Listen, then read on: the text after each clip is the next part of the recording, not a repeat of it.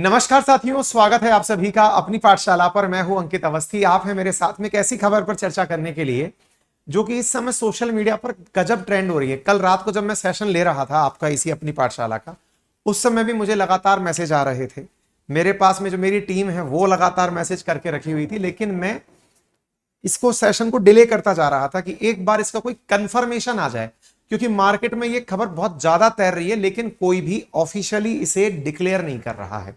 ना तो खालिस्तानी कर रहे हैं, ना भारत सरकार कर रही है।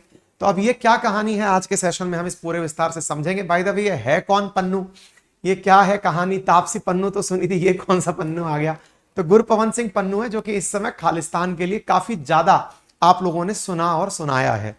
ये बैठता है अमेरिका में और वहां से बैठ करके सभी को धमकाता है। चाहे राहुल गांधी जी अमेरिका जाएं, वहां पर उनकी मीटिंग को खराब करने की बात करता है। मोदी जी अमेरिका गए तो उनको कहा था कि आपकी मीटिंग में खालिस्तानी मांग उठेगी। भारत के जितने भी दूतावास यूरोपियन कंट्रीज में, वेस्टर्न वर्ल्ड में हैं, वहां पर दूतावासों के बाहर प्रदर्शन करवाना, खालिस्तान का झंडा उठवाना, यही काम करता है। तिरंगे का अपमान करना, ये सारा काम लीड करता है। सिख फॉर जस्टिस नाम से इसका, SFJ नाम से एक संगठन है, जिस संगठन को ये लीड करता है और उस संगठन के माध्यम से ये सारे काम करता है। आपको याद होगा 2 दिन पहले मैंने आपको 4 जुलाई के दिन मैंने आप लोगों को एक न्यूज बताई थी, जिसमें यह कहा था कि खालिस्तानियों ने भारत सरकार को धमकी दी है, चुनौती दी है। और क्या कहा है कि हम एक खालिस्तान फ्रीडम मूवमेंट चलाएंगे, जिसमें भारत के जितने भी राजनयिक अमेरिका में, कनाडा में, ब्रिटेन में, ऑस्ट्रेलिया में जहां भी हैं, उन्हें टारगेट किया जाएगा। क्यों? क्योंकि एक निज्जर नाम का आतंकी था, अगर आपको याद हो तो उस पर भी मैंने सेशन किया था। आपने देखा होगा अपनी पाठशाला पर 2 वीक पहले मैंने एक सेशन किया था, दुनिया में क्यों मारे जा रहे हैं खालिस्तानी।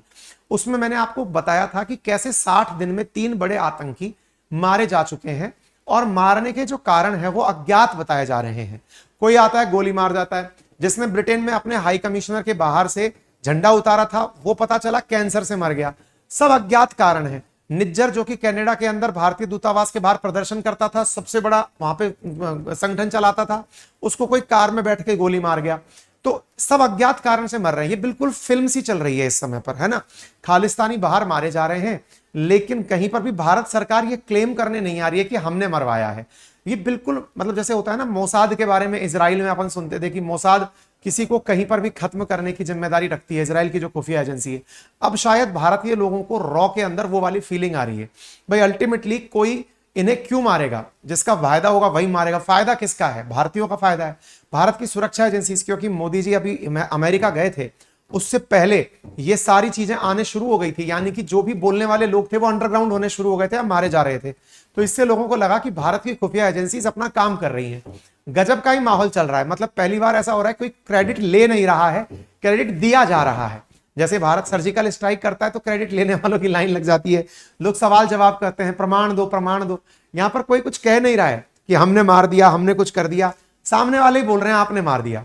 मतलब जब ये 20 तारीख को खबर आई कि खालिस्तान के आतंकी मर रहे हैं, खालिस्तानी खुद निकल कर आते हैं और भारत सरकार को चुनौती देते हैं, आपने मारा है हमारे आदमी को। भारत सरकार कुछ नहीं बोल रही है, कुछ नहीं है यार, ये क्या बात कर रहे हो, ये डोवाल भाई साहब क्या करके आ गए हो आप। लेकिन कोई कुछ बोल नहीं रहा है, बस ठीक है, क्रेडिट मिल रहा है तो हम कुछ कर नहीं रहे हैं। ये अलग ही प्रकार का मतलब माहौल बन गया। आतंकी मर रहे हैं, क्रेडिट ले नहीं रहे हैं हम, कि ठीक है मर रहे होंगे भाई, कर्म ही ऐसे हैं। तो ये जो आज जिसकी खबर सुन रहे हैं, इन सबका मतलब लॉर्ड था एक तरह से। SFJ, सिख फॉर जस्टिस नाम का संगठन था, उसका सरगना था पन्नू।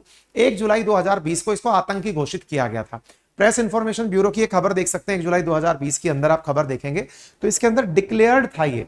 7वें नंबर पर गुरपवन सिंह पन्नू अमेरिका का रहने वाला था और UAPA एक्ट के तहत, अनलॉफुल एक्शन प्रिवेंशन एक्ट के तहत इसे आतंकी घोषित किया गया था भारत सरकार के द्वारा। ऐसे ही हरदीप सिंह निज्जर, जो कनाडा का चीफ था, उसे भी खालिस्तान टाइगर फोर्स के लिए आतंकी घोषित किया गया था।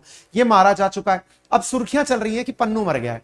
तो ये पन्नू जो है, इसकी कहानियों में कहा जाता है कि ये ISI के संपर्क में था बहुत पहले से, और उसी के कारण ये भारत के पंजाब में लोग, युवाओं को भड़का रहा था। आपने कुछ दिनों पहले अमृतपाल का नाम भी सुना हुआ, काफी ज्यादा सुर्खियों में आ गया था, पंजाब में अलग ही ज्ञान दे रहा था दुनिया भर को।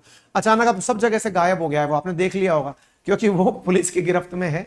उसके ऊपर भी सारे कानून वानून लगा दिए गए हैं, वो कहां है पता ही नहीं, वो पलट के अलग ही निकलेगा। ठीक है ना।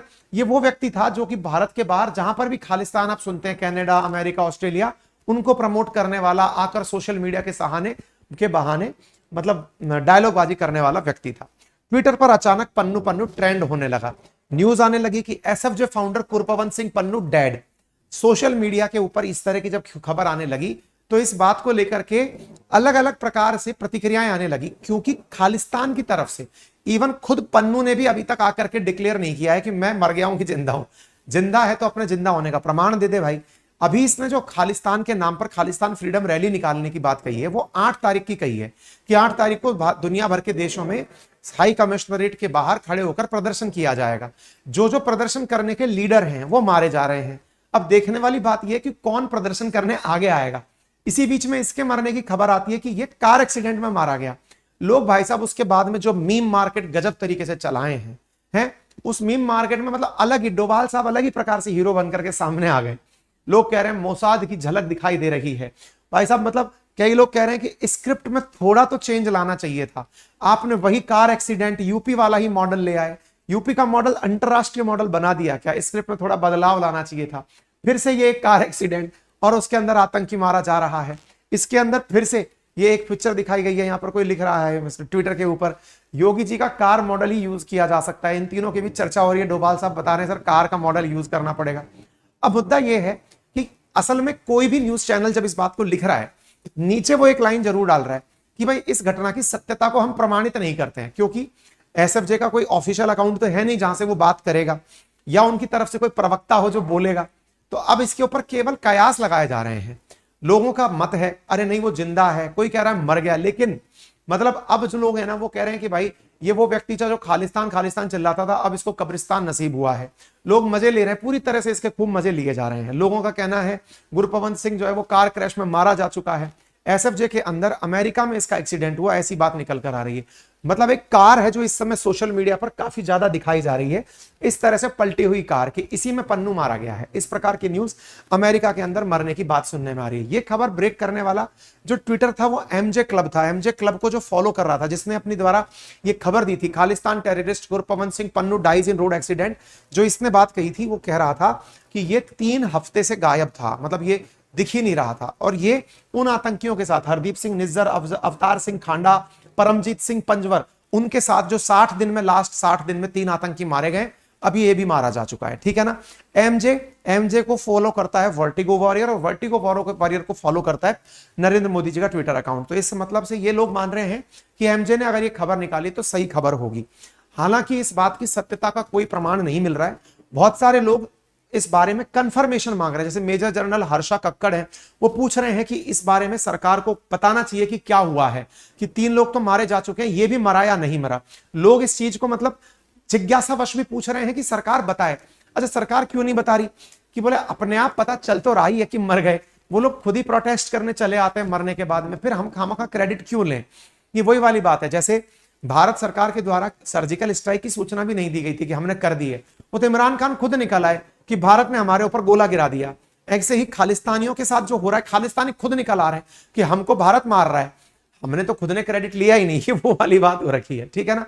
लोग इस बारे में काफी ज्यादा मतलब अनकंफर्म्ड तरीके से ये खबर चल रही है। कुल मिलाकर बात ये है, ठीक है, क्योंकि 60 दिन में 3 खालिस्तानी मारे जा चुके हैं, जिनके अंदर अवतार सिंह खांडा, परमजीत सिंह पंजवर, हरदीप सिंह निज्जर शामिल है।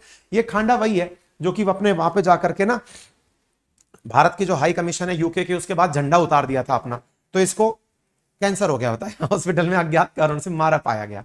ठीक है। फिर कुछ लोगों ने कहा है कि नहीं नहीं वो जिंदा है, उसके मैसेज आ रहे हैं। उनमें से कोई आदित्य राज कॉल करके हैं, ये बता रहे हैं कि एक मैसेज प्राप्त हुआ है जिसमें वो जिंदा है। तो लोग उनसे पूछ रहे हैं कि अच्छा मरे हुए लोग तुम्हें डायरेक्ट मैसेज करते हैं क्या? और करते हैं तो तुम आतंकियों के संपर्क में हो गया। खैर अभी इंतजार है इसके नए वीडियो का। अब एक वीडियो इसमें बाहर निकल के आ रहा है।